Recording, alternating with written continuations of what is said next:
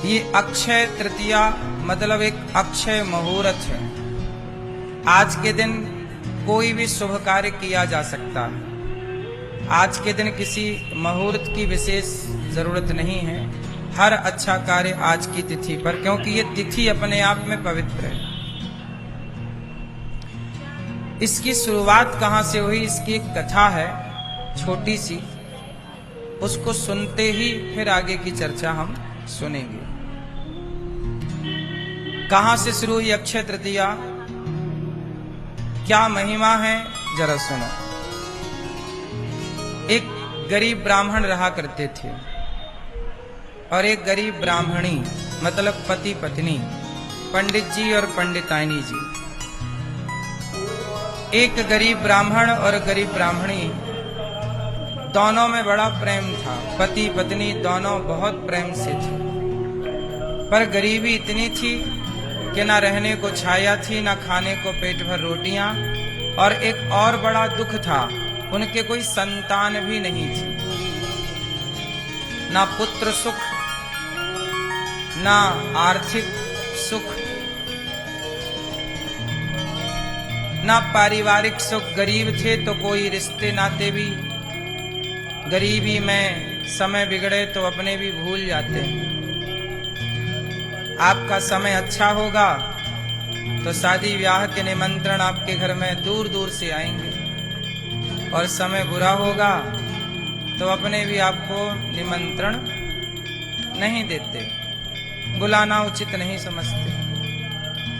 तो गरीब पंडित जी और गरीब पंडितानी थी, उनका इतना गरीबी में गुजारा था कि अपने भी भूल गए, पुत्र भी नहीं हुआ। सब प्रकार से खाने के लिए पेट भर भोजन नहीं था।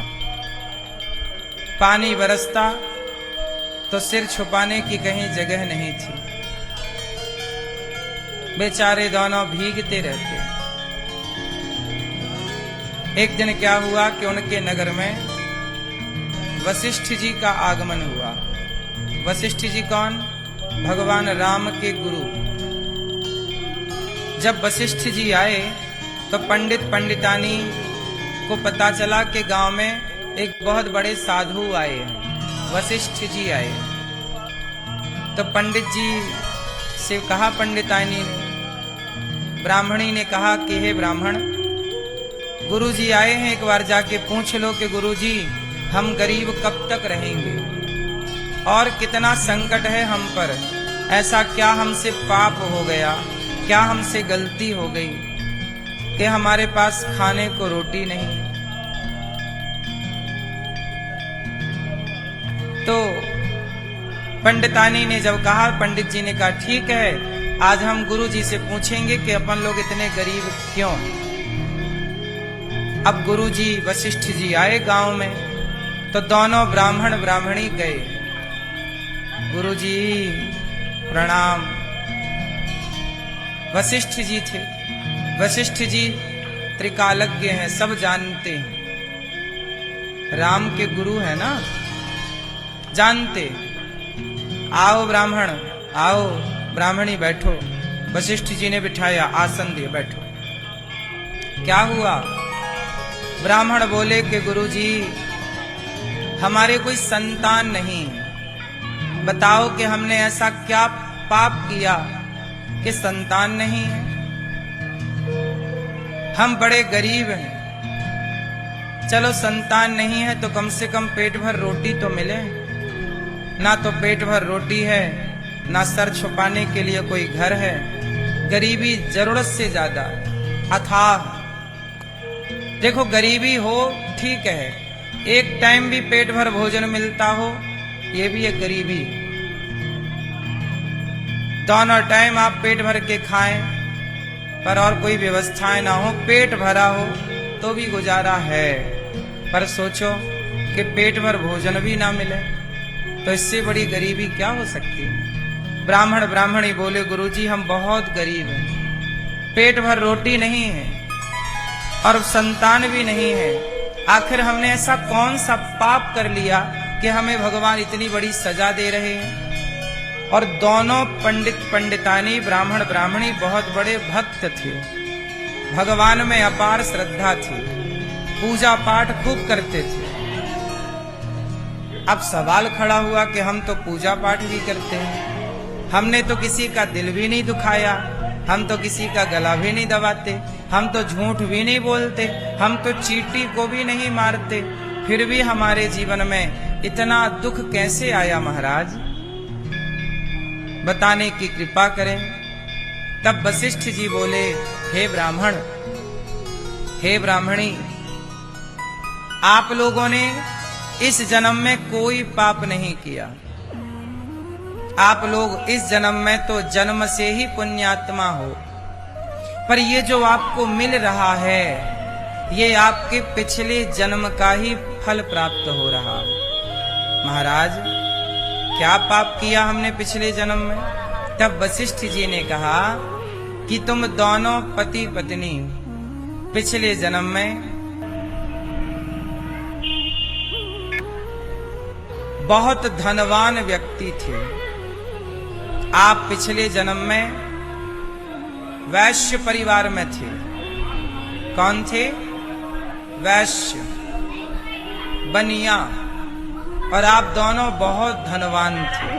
पिछले जन्म में भी आप दोनों पति पत्नी थे, और आपके पिछले जन्म में 3 पुत्र थे।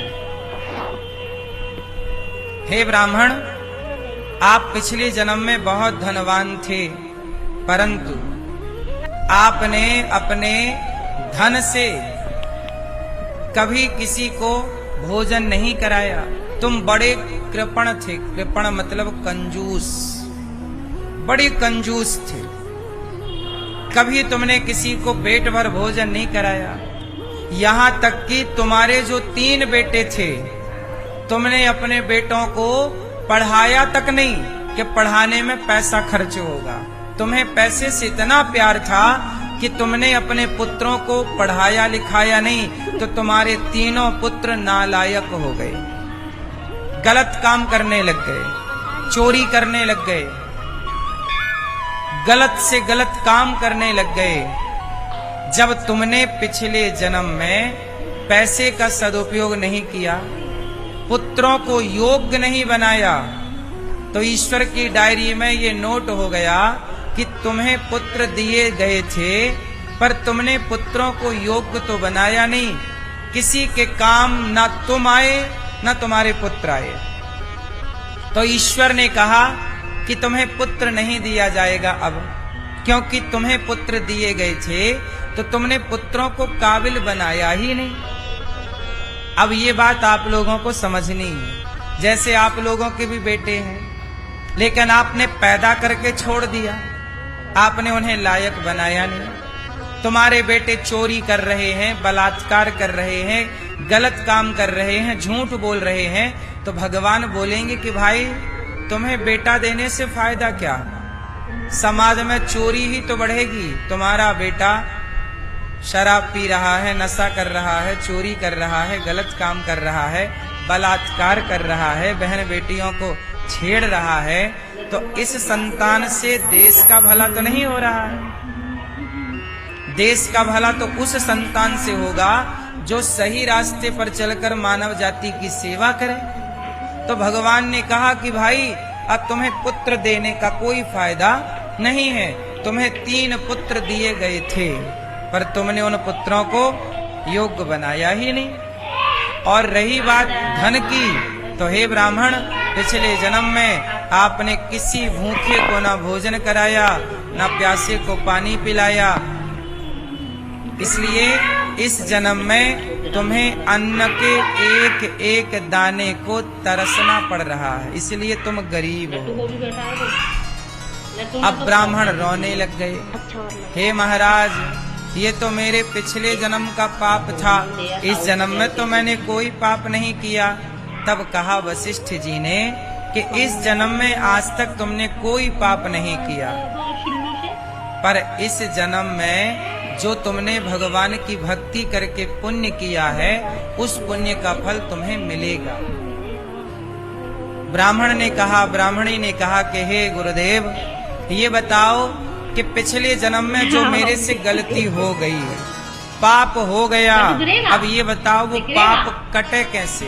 गिरेगा? भाई अब गलती तो हो गई, लड्डू गिरेगा? नहीं गिरेगा। अब क्या करें? कितना भी तेज कर दो लेकिन लड्डू गिर नहीं। अब बताओ क्या करें? तब वशिष्ठ मुनि ने कहा ये देख, कि अक्षय तृतीया आ रही नहीं है। गिरूंगा, हे ब्राह्मण, नहीं गिर सकता हे है। ब्राह्मणी, इस अक्षय तृतीया में अब तक उसकी बारी है। तुम किसी भूखे को भोजन कराना, किसी प्यासे को पानी पिलाना, और तुम ब्राह्मण पढ़े लिखे विद्वान हो तो किसी बच्चे को पढ़ाना लिखाना, उसे योग्य बनाना। इस अक्षय तृतीया को तुम किसी प्रकार का पुण्य करना, वह पुण्य अक्षय हो करके वह पिछले जन्म के तुम्हारे सारे पापों को काट देगा। इसलिए साल में एक बार जो अक्षय तृतीया आती है, यह अक्षय तृतीया क्या है कि पिछले जन्म में हमसे कोई पाप हो गया हो, इस जन्म में तो ठीक है, पिछले जन्म में भी कोई पाप हुआ हो, और अक्षय तृतीया के दिन यदि आपने कोई पुण्य का काम किया है तो उस पुण्य से वह पाप कट जाएगा, बीता हुआ पाप, किया हुआ पाप। इसलिए कहता हूँ कि इस अक्षय तृतीया के पावन पर्व पर मुख्य रूप से किसी भूखे को भोजन कराना, किसी के लिए छाया का दान करना, यही मुख्य पुण्य के कार्य हैं। इसलिए आपसे निवेदन है कि गौरी गोपाल आश्रम में जो अखंड संतों की सेवा अन्य क्षेत्र की चल रही है, आज अक्षय तृतीया के पावन पर्व पर आप भी इन संतों को भोजन कराने का संकल्प लें कि आज आप भी संतों को अन्न दान करके अक्षय पुण्य को प्राप्त करेंगे। आप भी वृद्ध माओं का बेटा बेटी बनकर उनको रोटी देकर के अक्षय पुण्य की प्राप्ति करेंगे। आप भी अच्छे कार्य करेंगे। प्रिय भक्तों, वशिष्ठ मुनि के द्वारा ये सब कथा सुनाने पर ब्राह्मण ने अक्षय तृतीया के दिन उन्होंने जो भोजन अपने लिए रखा था, उन्होंने स्वयं न खाकर किसी और भूखे को भोजन कराया। उनके पास दान करने के लिए भी ज्यादा कुछ नहीं था, लेकिन उनकी थाली पर कुछ रोटियां तो थी नहीं। वो भीख मांग कर ले आते थे, ब्राह्मण थे, भिक्षा मांगते, जो मिल जाता। तो आज उन्होंने भोजन तैयार किया ब्राह्मणी ने। तो जब उन्होंने भोजन बनाया तो उन्होंने स्वयं ने नहीं खाया, आज अक्षय तृतीया है किसी को खिलाऊं, तो उन्होंने द्वार पर किसी को ढूंढा तो कोई द्वार पर मिला नहीं। सुबह से दोपहर हो गई, शाम हो गई। ब्राह्मण ने सोचा कि आज बिना किसी को भोजन कराए मैं भोजन नहीं करूंगा। हे प्रभु, मेरे से कोई पाप हुआ हो तो क्षमा करें और कृपा करें। हे प्रभु, मेरे द्वार पर कोई अतिथि को भेज दें। देखिए, आपके द्वार पर कोई अतिथि आए, ये भी ईश्वर की कृपा है। आपके द्वार पर कोई भी अतिथि नहीं आता, मतलब ईश्वर आपसे प्रसन्न नहीं है, और आपके द्वार पर अतिथि आते हैं, मतलब ईश्वर आपसे बड़े प्रसन्न हैं। अतिथि आना और आपके द्वारा उनकी सेवा करना, क्या भक्ति क्या है? भक्ति क्या है? अरे हम आपकी सेवा करें,